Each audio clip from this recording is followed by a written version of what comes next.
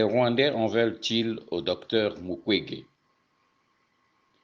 Les divagations de James Kabarebe et ses mensonges révèlent l'état de panique générale à Kigali. Tel est le sujet de notre analyse du jour. Les dernières sorties médiatiques du docteur Mukwege dans la presse nationale et internationale pour dénoncer et condamner le massacre de 220 Congolais à Kipupu ont jeté une véritable pagaille dans toutes les officines du Tutsi Power à travers le monde, en commençant par leur centrale de Kigali. C'est ce qui explique la sortie fracassante du tonitruant James Kabarebe, ancien chef d'état-major général de l'armée congolaise d'abord et rwandaise ensuite.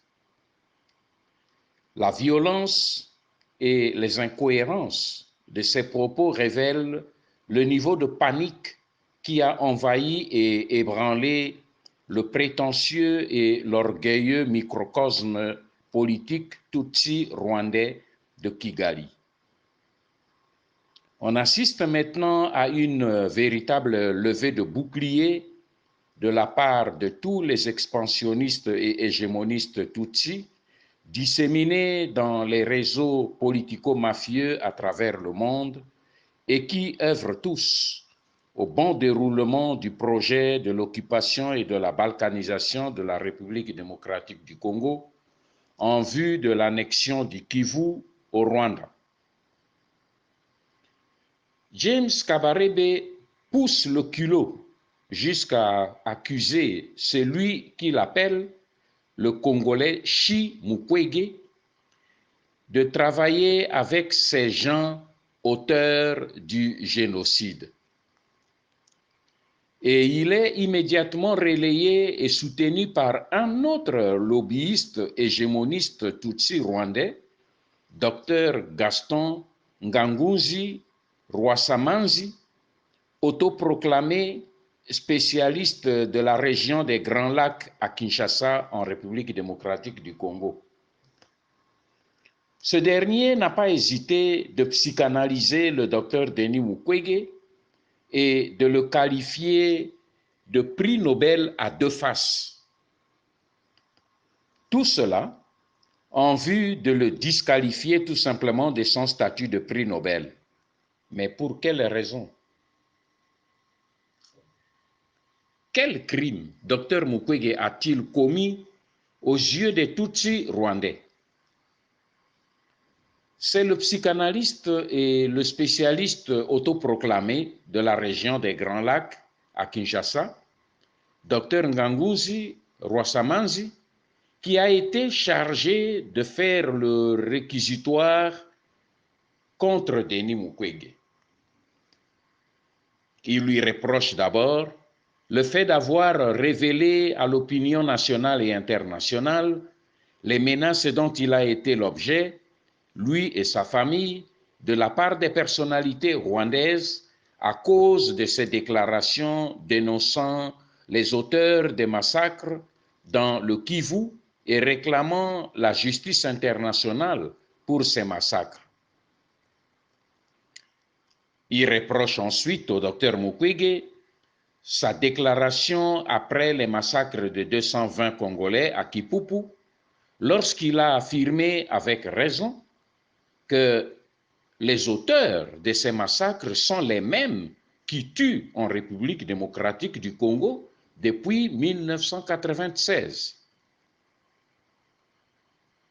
Il accuse enfin le docteur Mukwege d'avoir gardé les tares indélébiles de haine dues à la neutralisation en octobre 1996 des Hutus rwandais repliés à Lemera dans le voisinage de l'hôpital des protestants pentecôtistes suédois dans lequel le docteur Mukwege officiait.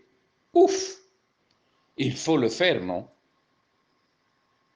Mais le psychanalyste va plus loin dans le diagnostic de son patient, Mukwege. Il estime que Dr Mukwege aurait conservé jusqu'ici les tares de la défaite en 1997 de l'armée zaïroise et l'occupation de Bukavu et du Bushi par les troupes de l'AFDL, majoritairement Banyamulenge. Car, selon notre psychanalyste, ces événements qui remontent de 1997 furent pour le moins une humiliation inexpiable aux yeux du docteur Mukwege. Bon Dieu. Pourquoi le lobby Tutsi rwandais recoule-t-il à toutes ces entourloupettes pour tenter de justifier leur brusque levée de bouclier contre le docteur Mukwege qu'ils ont couvert hier d'éloges?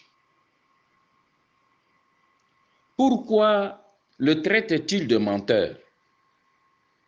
Car il faut être soit cynique, soit stupide pour feindre d'ignorer ou oser douter que Dr Mukwege est parmi les personnes les mieux renseignées de la région des Grands Lacs sur l'identité des barbares et criminels qui ont érigé en arme de guerre le viol sauvage, accompagné d'actes démoniaques de destruction des parties génitales de leurs victimes, dans le but avéré de freiner la croissance démographique des populations congolaises pour plusieurs années.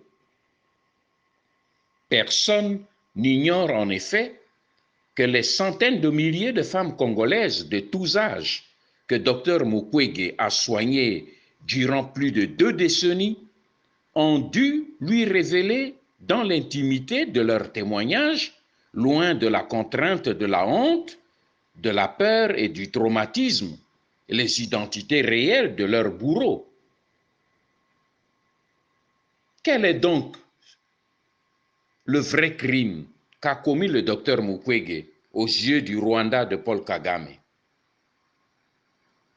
Relevons d'abord un constat.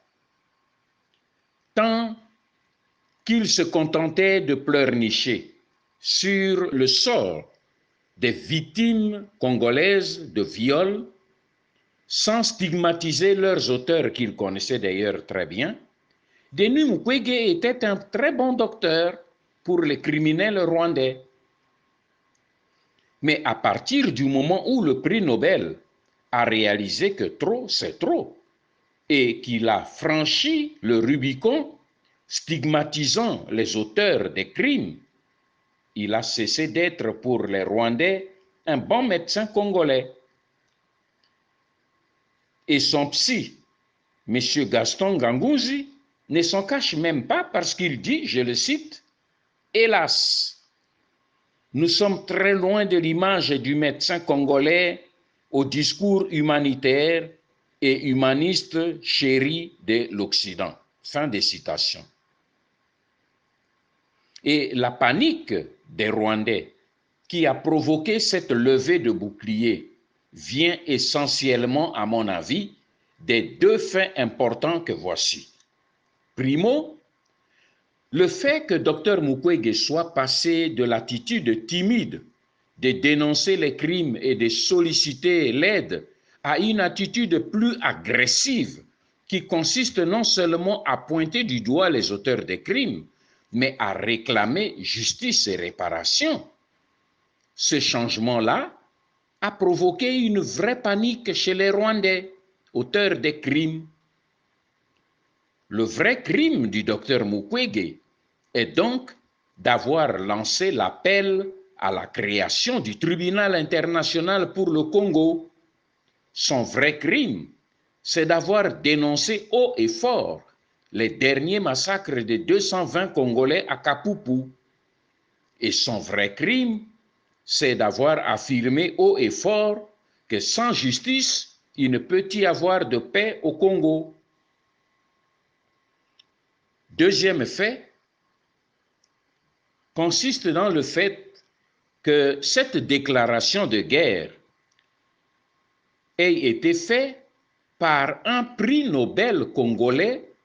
Ce fait-là constitue un coup de massue pour le Rwanda à cause de l'impact de ses propos dans l'opinion internationale. Rappelons que les Rwandais ont réussi à faire taire la classe politique congolaise à l'intérieur de la RDC. Ils se sont attelés à diaboliser la résistance congolaise ensuite, à travers la diaspora, et ainsi que les Congolais de l'intérieur du pays. Mais ils ne s'attendaient pas, en ce moment-ci, au ralliement du prix Nobel à la juste cause de la résistance patriotique congolaise contre le processus d'occupation, de prédation et de balkanisation de la République démocratique du Congo. M. Gaston Gangunzi ne s'en cache pas lorsqu'il dit, je le cite, « Ce prix Nobel, entendez Mukwege, utilise maintenant le prestige international de ce titre pour la défense des causes inavouables dans son pays et dans la région des Grands Lacs. Tel est malheureusement le second et véritable visage du docteur Mukwege. » Fin des citations, conclut-il. James Kabarebe prétend que l'armée rwandaise n'a jamais tué des réfugiés au Congo.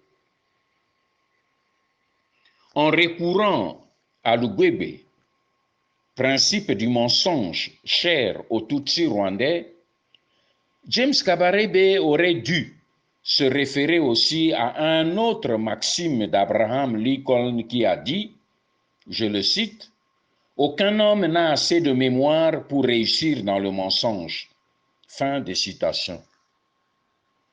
Car en tenant pareils propos insensés, le général rwandais semble avoir oublié ses propres déclarations publiques faites dans le documentaire Afrique en morceaux, où il se présente lui-même orgueilleusement comme étant l'initiateur et l'organisateur de l'AFDL, au sein de laquelle les Congolais n'étaient que des simples figurants pour cacher la présence de la vaillante armée rwandaise. Ce qui fait que, devant la loi, c'est lui, James Kabarebe, Kagame et Museveni qui répondent de tous les crimes commis par l'expédition de cette coalition militaire de 7 pays africains sur le sol congolais en 1996. Et lorsque James Kabarebe évoque l'absence de cadavres pour rejeter l'accusation du génocide des Congolais en déclarant sans sourciller, je le cite, « Vous ne pouvez pas tuer 6 millions de personnes et même pas pouvoir montrer un corps. » Fin des citations. Mais James Kabarebe a oublié les découvertes, les nombreuses découvertes des nombreux charniers qui jonchent la forêt tropicale à partir de l'est de la République démocratique du Congo jusqu'à l'ouest, à Ionda, près de Mbandaka, dans la province de l'Équateur. Il a oublié les charniers dans les marécages qui n'ont jamais été découverts. Il a oublié les détails accablants du rapport Garreton que les lobbies Tutsis rwandais se sont attelés à étouffer avec la complicité des lobbies américains et canadiens. Il a oublié les chiffres accablants du rapport Mapping. Il a oublié les résultats de l'étude de l'IRC. Mais en fin de compte, la vérité n'a jamais réellement intéressé les Rwandais. C'est ainsi qu'en guise de conclusion, tous les Congolais doivent soutenir et protéger Dr Mukwege. Oui, l'acharnement du Tutsi Power sur le Dr Denis Mukwege doit interpeller tous les Congolais dignes de ce nom. La levée de bouclier des Rwandais à laquelle nous assistons révèle une seule vérité. les propos patriotiques du docteur Denis Mukwege ont ébranlé les fondements du temple de l'empire Imatutsi. Voilà pourquoi le lobby hégémoniste Tutsi vient de déployer son arsenal mortel contre le docteur Mukwege. Ils veulent d'abord le diaboliser en salissant son image en vue de le rendre indigne de son titre de prix Nobel qui donne beaucoup de crédit et d'impact à ses dénonciations à travers le monde. Les Rwandais veulent l'isoler pour ensuite l'abattre. Notre peuple n'a pas d'État, n'a pas de gouvernement pour stopper ce processus diabolique d'occupation et de balkanisation de la RDC. Notre classe politique est muselée, elle est prise en otage. Seule la résistance populaire à l'intérieur et dans la diaspora doit s'ériger en forteresse contre l'ennemi. Aujourd'hui, le peuple congolais se lève partout à travers le territoire national pour rejoindre les rangs de la résistance patriotique congolaise. Et en ce moment où un fils du pays a le courage de se lever au milieu des agresseurs pour les pointer du doigt et réclamer la justice internationale, il est du devoir de tout Congolais de se lever et de le protéger contre les flèches empoisonnées des ennemis de notre peuple. Que Dieu protège et bénisse le Grand Congo et son peuple. Ingeta.